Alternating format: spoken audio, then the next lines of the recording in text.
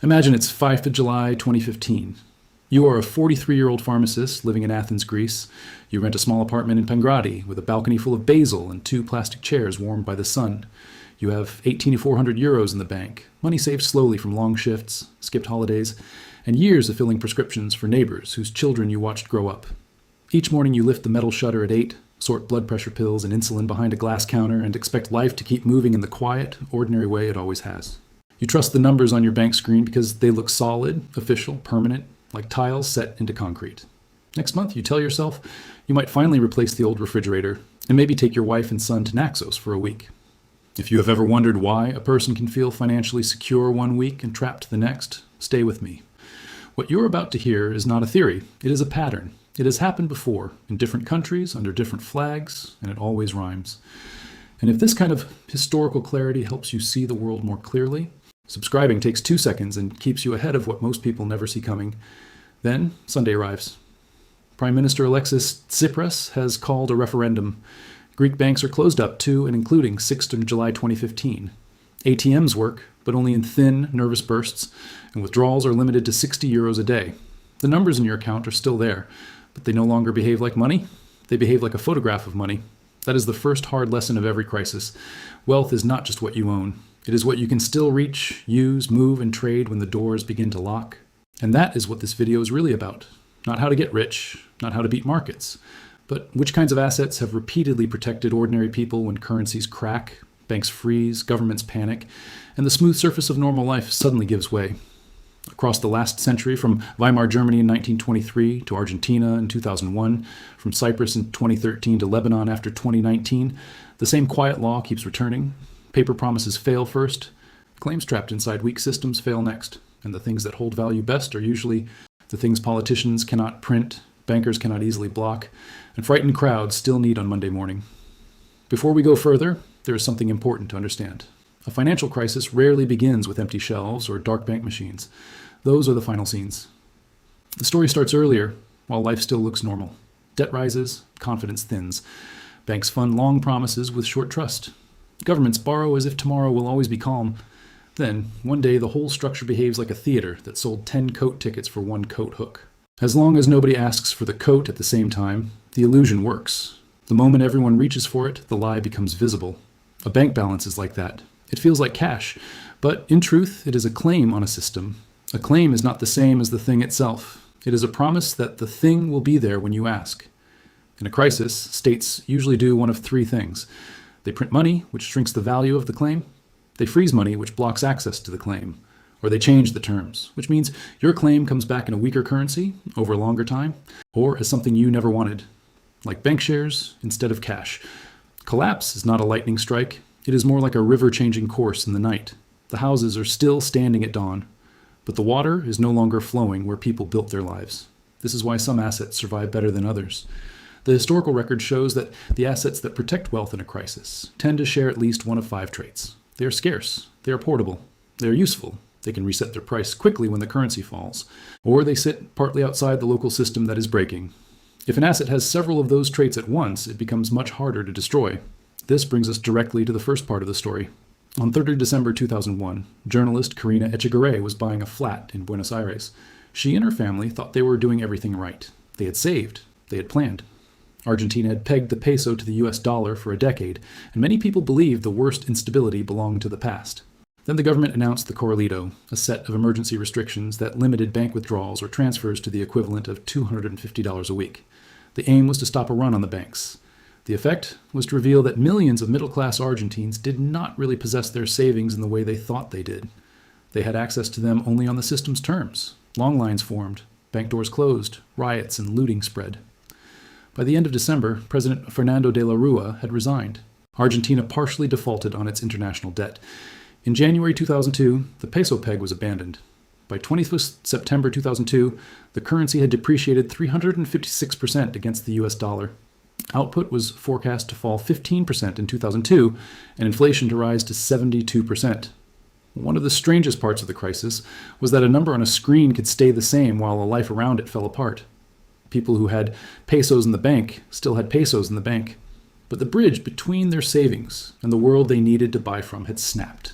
A bank balance became like grain locked inside a barn while the village starved outside. Here is where the first asset appears. Not local cash, not local deposits, reachable liquidity and a stronger currency. In Argentina, that usually meant US dollars held outside the system or in physical form. Reuters reported in 2019 that the ghost of the 2001 to 2002 Corralito still pushed Argentines to stash cash at home. Stella, a 70-year-old saver, said she preferred to keep her savings in the house because it was her insurance for the next few years. That distrust did not come from theory. It came from memory. It came from watching $40 billion of deposits frozen and millions of middle-class people thrown into poverty. Another woman, businesswoman, Michela Ristano, told the BBC that she had a small amount saved in US dollars when the meltdown began. With about $6,000, she was able to pay off her mortgage. That matters, because in a crisis, the first asset that protects wealth is not always the one with the highest long-term return. It is often the one that buys you time. Time to wait, time to avoid a forced sale, time to keep the lights on while everyone else is selling what they have at the worst possible price. Dollar notes in Argentina were not glamorous. They were not productive, but they were like a dry match in a flooded house. Small, ordinary, and suddenly priceless. Now here is where it gets interesting. Reachable foreign cash was not the only thing that held up. Anything that behaved like outside money, meaning something not dependent on the failing local promise chain, became more valuable. That is why in crisis after crisis, the historical record keeps bringing us to the second asset, physical gold. Gold matters in these stories, not because it is magical, but because it is stubborn. It is no one else's liability.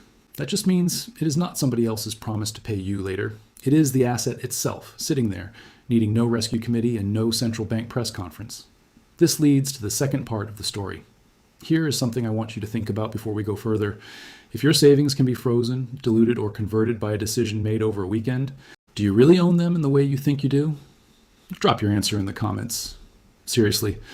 Because what I am about to show you next is the part of this story that most people never hear, and it changes everything.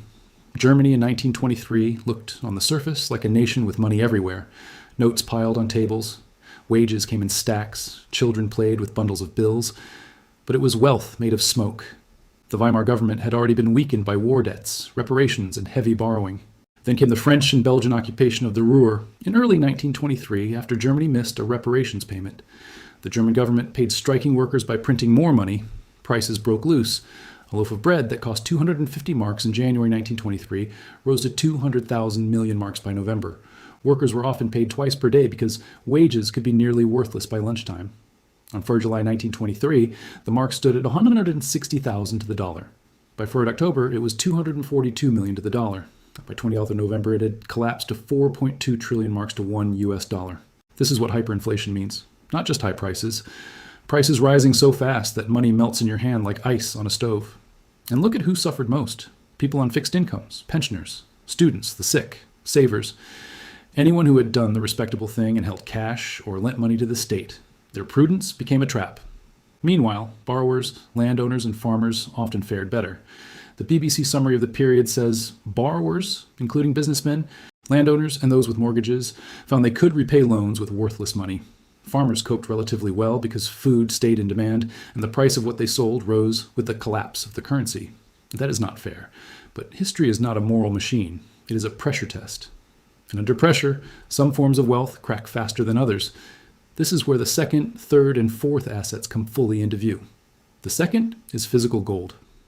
In Weimar Germany, anything tied to gold or foreign currency behaved like a lifeboat tied to a different ship.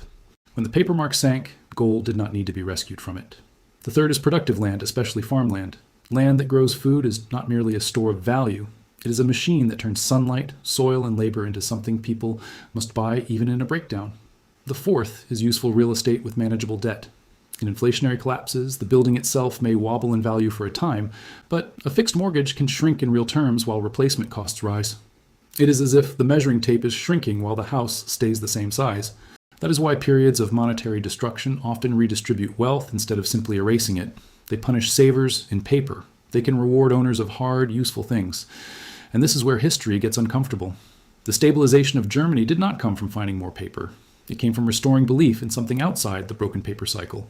When Gustav Stresemann's government moved to end the crisis, a new currency, the Rentenmark, was introduced in November 1923 in limited quantities. Britannica notes that it was backed by a mortgage on the country's industrial and agricultural resources.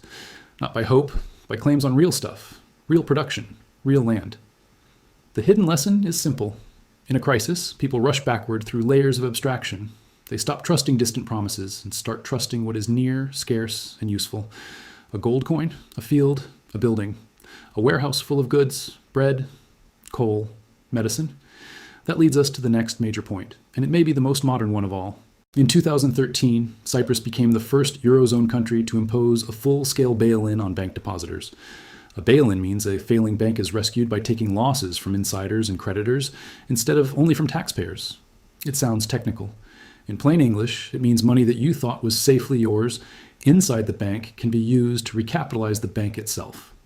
Uninsured deposits at Bank of Cyprus, meaning balances above 100,000 euros, saw 47.5% converted into equity. Reuters reported that this amounted to about 8 billion euros of depositors' cash. At Lakey Bank, uninsured depositors were left in a bad bank, hoping liquidation would return something later. Imagine being a small business owner who kept payroll money, tax money, and supplier money in what was supposed to be the safest place in town, only to wake up and find that your cash had turned into forced shares in a wounded bank. The account still exists. The wealth does not behave the same. The floor is still there, but it has turned to marsh. Now take that logic forward to Lebanon after 2019, and the picture becomes even harsher. Lebanon's crisis did not arrive as one dramatic weekend. It spread like rust through pipes hidden in the walls. Decades of corruption, unsustainable state spending, and financial engineering had built a system that depended on confidence and fresh inflows. When that confidence failed, the banking system stopped functioning as a bridge and became a trap. More than $100 billion ended up stuck in Lebanese banks. Reuters described depositors fighting through courts for their own life savings. R.F. Yassin, head of an engineers syndicate covering about 100,000 people, said retrieving $20 million trapped at Franza Bank had become a matter of life or death because the money funded health care and pensions. Dana Trometer said her mother could not even get a penny out of the bank to buy daily essentials. In September 2022, Salih Hafiz entered a Beirut bank with a toy gun and left with more than $13,000 from her own account so her sister could pay for cancer treatment. Think about the meaning of that. A woman had to stage a holdup to access her own money for medicine. At that point, the bank balance has become a painting of a door, not a door. The macro numbers were just as brutal. The IMF said Lebanon's GDP had declined by about 40% since the onset of the crisis. The parallel exchange rate had lost 98% of its value. Inflation was in triple digits, and the World Bank projected 231.3% inflation in 2023, with food prices rising 350% year-on-year in April 2023. Reuters reported that the amount of Lebanese pounds in circulation ballooned 12-fold between September 2019 and November 2022. By early 2023, economists estimated dollars accounted for roughly 70 to 80% of operations in the cash economy. Look at what happened next. Restaurants stopped taking cards. Big transactions were documented by photographing dollar bills and their serial numbers. Sales of safes rose. The country was not returning to some romantic old market life. It was being pushed out of an atrophied banking shell and back into raw cash behavior. And that reveals the fifth, sixth, and seventh assets. The fifth is inventory of essentials. If you own goods that people need and can reprice quickly, inflation works differently on you than on the wage earner or bank depositor. The sixth is ownership in essential businesses, especially those tied to food, energy exports, or everyday necessities. These businesses may suffer in many ways, but they at least have a chance to adjust prices or earn hard currency. The seventh is wealth held across jurisdictions, meaning not all of it sits inside one weak bank, one weak currency, or one desperate state. In Lebanon, the difference between money inside the local system and money outside it was the difference between a locked room and an open road. Most people will never know what you now know. Most people will keep trusting systems they do not understand. If you are still here, you are not most people. Hit subscribe, because the next section is the part this channel was made for, the part they never put in textbooks. Now look at all three together. Argentina in 2001 and 2002. Germany in 1923. Cyprus in 2013 and Lebanon after 2019. Different countries, different decades, different flags, same mechanism. A crisis strips away layers. First goes confidence, then goes liquidity, which means the ease of turning an asset into spendable money. Then goes pricing, which means the old numbers stop matching reality. Finally goes trust in institutions. The same mechanism, different countries, different decades, same result. At this point, the pattern becomes impossible to ignore. The assets that protect wealth in a crisis are not random. They are the assets that remain useful when promises fail. And the first is cash in a strong foreign currency that you can physically reach. Not because cash is ideal forever, but because it buys time when local payment systems cease. The second is physical gold, because it is outside the promise chain. The third is productive land, especially farmland, because people do not stop eating when currencies break. The fourth is useful real estate with little debt, because inflation can crush the value of money faster than it crushes the usefulness of shelter. The fifth is inventory of essential goods, because shelves can be repriced faster than wages. The sixth is ownership in essential businesses, especially exporters and firms with pricing power, meaning the ability to raise prices without losing all demand. The seventh is jurisdictional spread, which simply means some part of your wealth is not trapped behind one set of rules. Notice what is not on that list: a giant bank balance in the local currency, a pension fixed in nominal terms, meaning fixed in number but not in real buying power, long promises from weak states, assets that look huge on paper but can only be used with official permission. Crisis wealth is not about the prettiest statement. It is about what still works when the electricity flickers. Think of society in a panic, like a ship taking on water. People do not ask which cabin had the nicest wallpaper. They ask which doors still open, which lifeboats still float, and which cargo can still be traded for food. That is why the winners of one crisis can look boring in ordinary times. Farmers, shop owners with stock, exporters, people with gold coins in a drawer, families with some cash beyond the reach of a single bank, owners of plain apartment buildings with modest fixed debt. None of it sounds glamorous in a bull market, which is a period when prices rise and confidence runs high. But glamour is a fair weather trait. Crisis protection is a storm trait. This brings us to the human cost, because the pattern is not only about assets. It is about who pays when systems fail. In Athens in July 2015, the Greek state tried to stop the bleeding by closing banks and limiting ATM withdrawals to €60 a day. The BBC listed the rules plainly. Banks closed, cash machines limited, transfers abroad blocked. Foreign tourists using cards issued abroad could still withdraw, subject to the cash inside the machines. That detail is stunning. Two people could stand at the same ATM on the same morning, in the same city, under the same sky, and one had full access because their money lived under a different legal roof. The other did not. Greek pensioners without debit cards had to rely on about 1,000 branches reopening briefly so they could access limited cash. Long lines of elderly people became one of the defining images of the crisis. And this is where history gets uncomfortable again. The people hurt most are often the ones who behaved exactly as society told them to behave. Save steadily, keep money in the bank, trust the pension, accept the salary in local currency, avoid speculation, stay orderly. In Weimar Germany, savers and people on fixed incomes were destroyed while borrowers and owners of productive assets often escaped in better shape. In Argentina, respectable middle-class households saw housing dreams vanish when bank money froze and then came back worth far less. Karina Echegaray told the BBC that when her family finally got the money back, it was enough to buy a car instead of a flat. In Cyprus, depositors with balances above €100,000 found that money could be transformed into bank capital. In Lebanon, small depositors, retirees, parents paying tuition, and patients needing medical care found themselves begging for access to funds that legally carried their names. The historical record is blunt here. Paper wealth behaves differently depending on where it sits in the social hierarchy.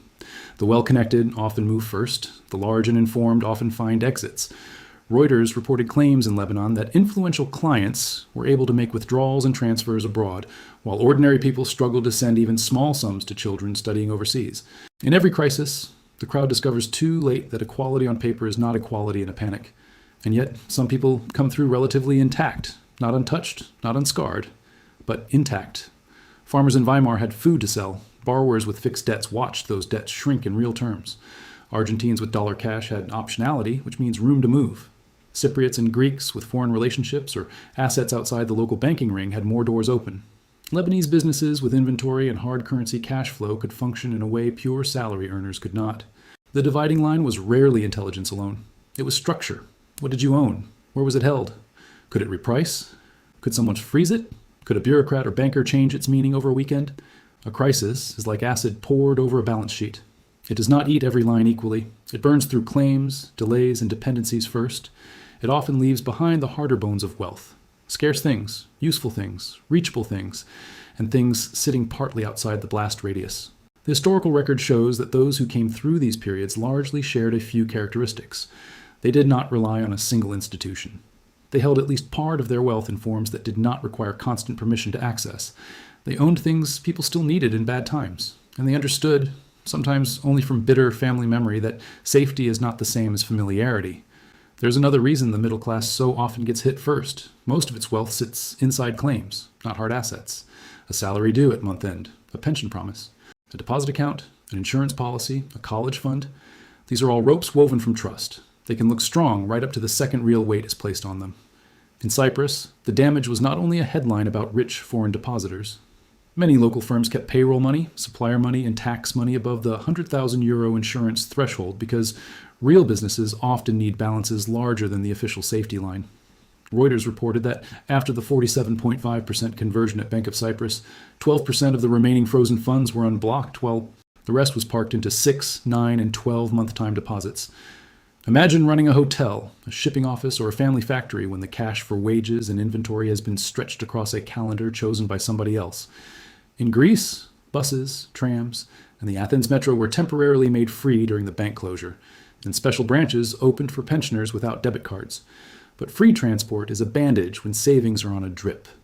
In Lebanon, Reuters described people taking pictures of dollar bills and their serial numbers, because trust in digital balances had become so weak that proof now lived in paper. These details matter. A crisis is not only a graph falling, it is daily life becoming manual again. Automatic payments stop, card machines fail, suppliers demand cash, families split food purchases into smaller trips, parents delay school fees, pharmacists ration stock. The modern economy, which normally glides like an escalator, turns into a staircase everyone must climb carrying bags. And once a society learns that lesson, it rarely forgets it. That is why the memory of the Corralito still pushed Argentines nearly 2 decades later to hide cash at home. Trust breaks like glass. Even after the room is cleaned, people still walk carefully. The question is not whether this pattern will repeat. History has already answered that. The only question is whether you will see it before it sees you. If this channel helps you think differently about the world you live in, subscribe. It costs nothing, and it might change everything. What the survivors did was often less dramatic than people imagine. They were not prophets. They were early realists. Some simply refused to keep all their savings where one political decision could trap it. Some held assets tied to basic human needs. Some kept debt modest. Some accepted lower convenience in exchange for higher resilience. That is a dry word, resilience. It simply means bending without breaking. In Argentina, people who held part of their savings in dollars outside the local banking chain had room to breathe. In Weimar, people linked to land, food production, or hard money had something solid under their feet, while the paper floor dissolved. In Lebanon, those with access to cash, remittances from abroad, or businesses that could operate in dollars moved through a different reality than those pinned to frozen accounts and collapsing wages.